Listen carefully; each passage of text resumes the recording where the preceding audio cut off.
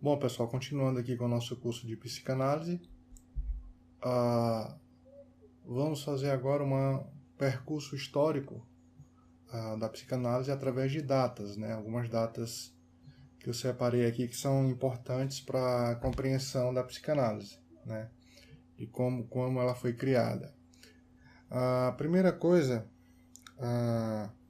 que eu destaco, né, é que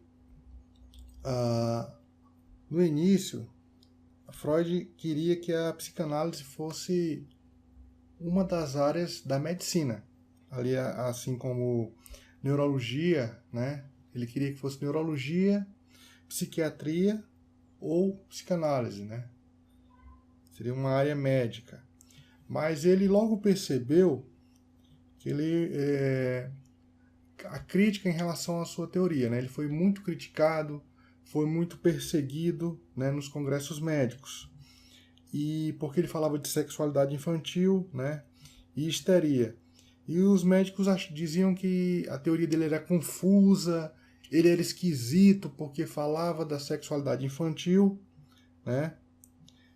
Mas mesmo assim ele persistiu, né, na, na sua teoria. Então o que ele fez? Em 1902 ele criou um grupo chamado Grupo das Quartas-Feiras, né? Formado por médicos, eram profissionais das mais variadas áreas.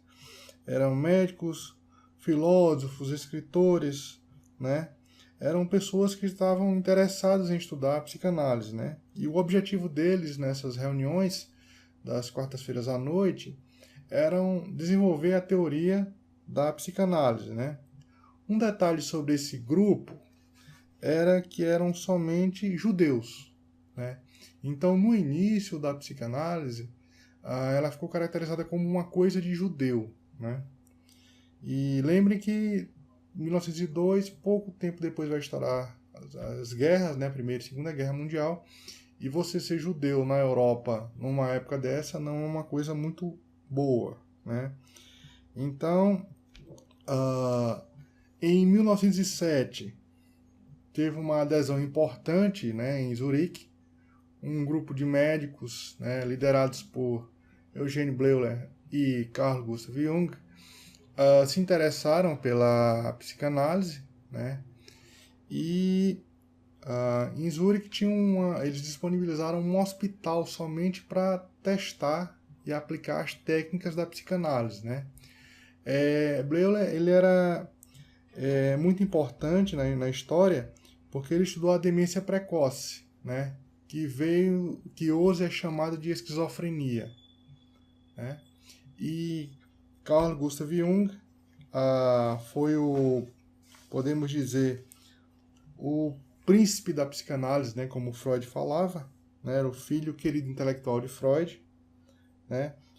Jung vai dizer que o primeiro encontro que ele teve com Freud nessa época, eles conversaram por 13 horas ininterruptas, né? A transferência entre eles era intensa. Jung já tinha lido o livro de Freud, A Interpretação dos Sonhos, né? E um fato importante dessa adesão dos suíços é que a partir dessa época ficou caracterizado que a psicanálise não era somente coisa de judeu, né? Outras pessoas de outros países poderiam aplicar as técnicas da psicanálise, né? Bom, em 1908 teve o primeiro congresso psicanalítico da Áustria, né? Já com adesão de outros países, né?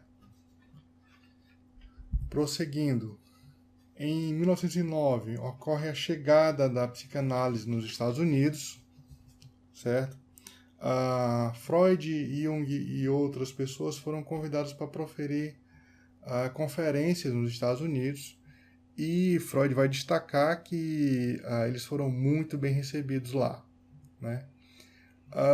Em 1910 ocorre o Congresso de Psicanálise em Buenos Aires, né?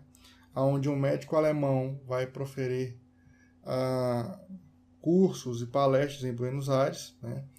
E interessante que aqui começa, em 1910, começa o percurso da psicanálise na Argentina, né?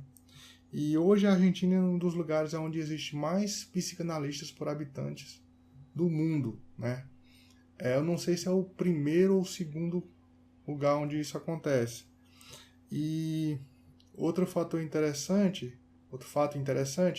é que boa parte do que nós temos acesso aqui no Brasil provém, em psicanálise, né, provém da Argentina, né?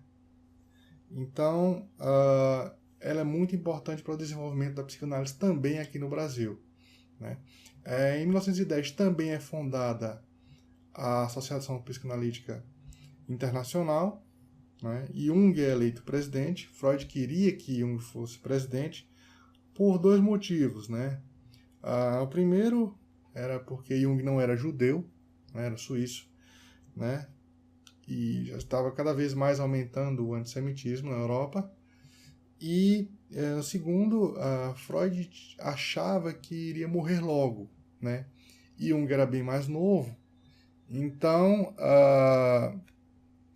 Freud vai querer com que ele se torne o presidente para poder conduzir a psicanálise depois que ele, Freud, venha a falecer, né? Bom, aqui eu separei uma foto do primeiro congresso presidido por Jung. Nós temos aqui Freud, né? Jung. Temos também Marie Bonaparte, vamos falar dela daqui a pouco. Ferenczi, que foi um grande amigo e teórico da psicanálise. Recentemente a obra dele foi traduzida para o português, né? E aqui na ponta direita nós temos Ernest Jones, né? Ernest Jones é amigo pessoal de Freud, autor da biografia de Freud em 3 volumes, né? E também fundador da Escola Inglesa da Psicanálise, né? Prosseguindo, em 1913, o fato importante é o rompimento de Jung com Freud, né? Jung vai relatar todo esse processo no seu livro aqui, Memórias, Sonhos e Reflexões, na sua biografia, né? Ele vai dizer que Freud era extremamente dogmático, né? Quando ele descobriu uma coisa e achava que era aquilo e virava um dogma, era aquilo e pronto, né? Por exemplo, a questão sexual, né? Para Jung, a questão sexual é importante, mas não é só isso, não só ela que mobiliza o ser humano, né? Isso é refletido, por exemplo, na interpretação dos sonhos, que na psicanálise tem esse caráter extremamente sexual, e na psicologia analítica de Jung, a caráter sexual é importante, mas não é só isso, né? Então, por exemplo, se você tiver... Já estudei sobre isso. Teve um caso onde um paciente solteiro sonhou com um anjo, né? Na psicologia analítica vai ter uma simbologia do anjo, mas para a psicanálise, como o anjo era do mesmo sexo do sonhador, eles vão dizer que o indivíduo é homossexual. Então é uma conclusão complicada de se tirar, né?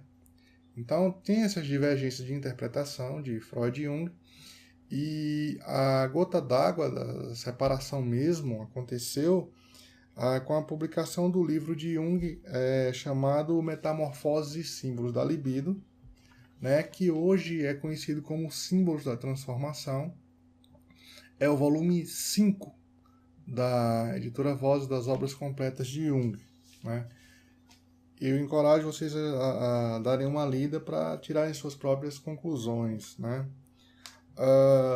Após o rompimento, né, de Jung com Freud, Jung vai entrar num período de depressão, de latência, onde ele vai ficar recluso, né? Foi quase uma perda de um pai para ele, né? E que ele vai analisar os próprios sonhos e vai realizar um processo conhecido como confronto do inconsciente, que ele vai descrever aqui na suas memórias, né? Ele vai analisar os próprios sonhos, desenvolver a sua própria metodologia. E após esses 7 anos de depressão, ele lança uma obra muito importante para ele, que é os tipos psicológicos, né? Introvertido, extrovertido, né? Sensação, intuição e por aí vai. Essa obra, até hoje, ela exerce forte influência na nossa sociedade, porque muitas empresas utilizam um teste psicológico chamado QATI, que ele tem por base o livro Tipos Psicológicos do Jung, né? Então, se, por exemplo, você trabalhar em empresa, quiser conhecer sobre o seu tipo psicológico, tem esse livro do Jung, Tipos Psicológicos, que ele fala sobre isso. Após os 7 anos também desse rompimento, Freud surge. Esses 7 anos é um período que Freud publica muito pouco, né? E para ele foi uma perda de um filho. E após esses 7 anos ele vem com um conceito chamado a pulsão de morte, né? Que é fundamental na teoria dele, que nós vamos ver quando estivermos falando da teoria a teoria freudiana, né? Bom, em 1914 a 1918 eclode a Primeira Guerra, né? Foi um período muito difícil para Freud, porque os 2 filhos dele vão lutar na Primeira Guerra, né?